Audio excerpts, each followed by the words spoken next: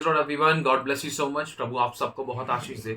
आपके पास अगर 2 से 3 मिनट है ना, तो प्लीज इस वचन को पूरा जरूर सुनना। हो सकता है आपके हृदय को आर पार छेद दे और एक नया मोड़ दे। Hallelujah, God bless you so much.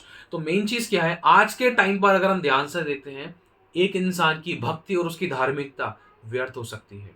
चाहे इंसान पूरी जिंदगी भक्ति दिखा रहा है, पूरी जिंदगी धार्मिकता निभा रहा है, उसकी भक्ति और धार्मिकता बिल्कुल व्यर्थ हो सकती है। पवित्र शास्त्र में बताता है कि यदि मनुष्य सारे जगत को प्राप्त कर ले परंतु अपने प्राणों की हानि उठाए तो उससे क्या लाभ?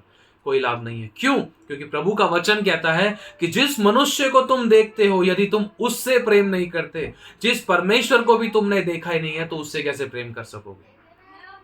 सोचने वाली बात है, ये बहुत इंपॉर्टेंट चीज है। एक इंसान जिस परमेश्वर को भी देखा ही नहीं है, उसके पीछे कितना भागा दौड़ा चला जाता है, लेकिन अपने माँ बाप, अपने बहन भाई, अपनी फैमिली मेंबर्स, अपने बाल बच्चे, अपने माता पिता, उनकी डिसरिस्पेक्ट करता है।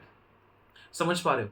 अब चाहे माथे पे कितना भी लंबा टीका लगा लो, चाहे हाथ में 10 कैंडल लेकर चर्च में चले जाओ, चाहे किसी भी भवन में चले जाओ, चाहे किसी भी जगह चले जाओ, कितने भी परकम्माएं मार लो, एक इंसान की धार्मिकता और उसकी भक्ति व्यर्थ है यदि वो किसी मनुष्य से प्रेम नहीं कर रहा है। प्रभु के वचन में लिखा है कि सबसे बड़ी आज्ञा यह है कि तू अपने सारे तन मन बल बुद्धि से परमेश्वर से प्रेम करो और उसी के समान अपने पड़ोसी से प्रेम कर। प्रभु कहता है यदि तू अपने पड़ोसी से प्रेम नहीं करता, यदि तू उस मनुष्य से प्रेम नहीं करता जिसको तू देखता है, तो तू हत्यारा है। और किसी हत्यारे में अनंत जीवन नहीं है। हत्यारे का मतलब ये नहीं कि जिसने चक्कू छुरी मार दी बस वही हत्या। हत्या जुबान से भी हो जाती है। आपको पता है एक इंसान की भक्ति को प्रभु कब ग्रहण करता है? मान लो मैं मतलब कोई भी भक्ति का काम नहीं कर रहा, लेकिन आसान शब्दों में समझना, लेकिन मेरे व्यवहार में प्रेम है, जो क्षमा करना जानता है, जो दया करना जानता है, जो अनुग्रह करना जानता है, जो दूसरों के अपराधों को ढांप देता है, जो बात की चर्चा बार बार नहीं करता, जो दूसरों के गुनाहों को बार बार नहीं खोजता, जो दूसरे की कमियां नहीं खोजता, वो एक इंसान, उसकी भक्ति परमेश्वर स्वीकार करता है। समझ पा रहे हो?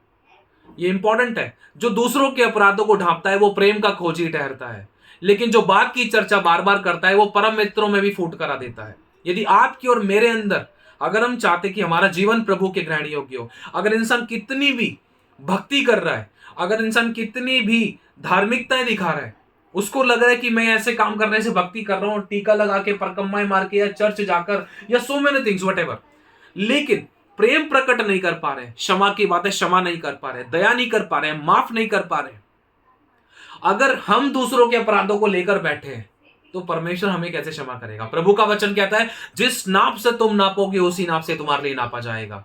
और लिखा है दया न्याय के ऊपर जयवंत होती है। अगर आप दूसरे के ऊपर दया करोगे ना, जब आपका न्याय होगा, तो उस दौरान परमेश्वर आपको स्मरण करेगा, याद करेगा कि हाँ, इस बेटी ने, इस बेटे ने उस व्यक्ति पर दया की थी, चलो इसके ऊपर न्याय नहीं होना चाहिए, इसको क्षमा कर दो, उसको आगे भेजो अच्छी जगह पर। इस बात को स्मरण करना। हमें परमेश्वर अवसर पे अवसर देता है।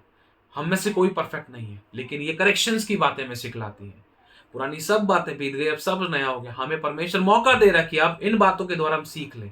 हम सोच रहे हैं कि बहुत सारे धागे पहनकर, बहुत सारी मालाएं पहनकर, या लंबा सा टीका लगाकर, या हम बहुत सारी कैंडल्स लेकर, गले में क्रूस का लॉकेट डालकर हम बहुत धार्मिक दिख जाएंगे, या हम बहुत धर्म के काम कर लेंगे। अगर मैं 10 लाख की चोरी कर लूं, अगर 1 लाख का भंडारा करा दूं, या 1 लाख रुपए मैं चर्च में दे दूं, तो वो परमेश्वर ग्रहण नहीं कर सकता, वो भगवान, वो प्रभु ग्रहण नहीं कर सकता। समझ पा रहे? ये इंपॉर्टेंट चीज है। हम मनुष्य की दृष्टि में भले बन सकते हैं, लेकिन प्रभु की दृष्टि में एक धोखेबाज और एक चोर और डाकू थे। हम सोच रहे कि हमने बहुत बड़ी भक्ति दिखाई, लेकिन नहीं, हम डाकू थे, हम चोर थे। God bless you so much. तो इन बातों को स्मरण करना थोड़ा कठिन है, इन चीजों को एक्सेप्ट करना, लेकिन ये अंदर कहीं ना कहीं इंसान को छेद देती है। अब मेन चीज ये, आप कितनी भी भक्ति कर रहे हो, अगर अपने घर बैठे फैमिली मेंबर्स को, अपने अड़ोसी पड़ोसी को तुच्छ जान रहे हो, किसी की डिसरिस्पेक्ट कर रहे हो, अनाज्ञाकारिता दिखा रहे हो, अगर उनको क्षमा नहीं कर रहे हो, अगर आपके अंदर दया की भावना नहीं है, तो आपके अंदर प्रभु नहीं है। आप क्षमा नहीं कर पा रहे तो आप प्रेम नहीं कर पा रहे हो। आप दया नहीं कर पा रहे, माफ नहीं कर पा रहे, तो आपके अंदर प्रेम नहीं है। जब आप दूसरों के साथ अच्छा व्यवहार नहीं कर पा रहे, तो परमेश्वर आपको अच्छा व्यवहार कैसे दे सकता है? क्योंकि जो इंसान बोता है वो काटता है। जिस नाप से तुम नापोगे उसी नाप से तुम्हारे लिए नापा जाएगा। ये बात बहुत इंपॉर्टेंट है। आपके और मेरे पास बहुत अवसर है क्षमा करने के, दया करने के। वो हमारी सबसे बड़ी भक्ति है, उसको प्रभु स्वीकार करेगा।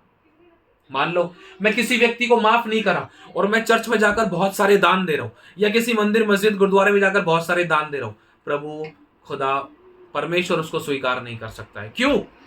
क्योंकि मैं किसी मनुष्य के, सिर्फ एक व्यक्ति को मैं क्षमा नहीं कर पा रहा हूं, दया नहीं कर पा रहा हूं, माफ नहीं कर पा रहा हूं, और उसके अपराधों को ढांप नहीं पा रहा हूं। मैं पुरानी बातों को लेकर अगर आज तक बैठा हूं, मैं माफ नहीं करना जान रहा हूं, तो परमेश्वर मुझे क्षमा कैसे करेगा?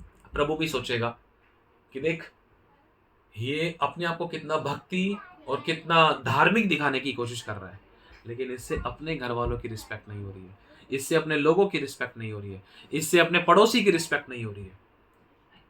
ये कितना भी लंबा टीका लगा के घूम रहे हैं, कितनी भी कैंडल जला के घूम रहे हैं, कितने भी चर्च जा रहे हैं, कितनी भी जगह जा रहे हैं, लेकिन ये क्षमा करने वाले लोग नहीं है। झुकना आज के टाइम पर आसान नहीं है। जो झुकता है ना, उसके अंदर प्रभु का प्यार है, और जो कठोर होता है ना, उसके अंदर प्रभु नहीं है, उसके अंदर प्रभु का प्यार नहीं है।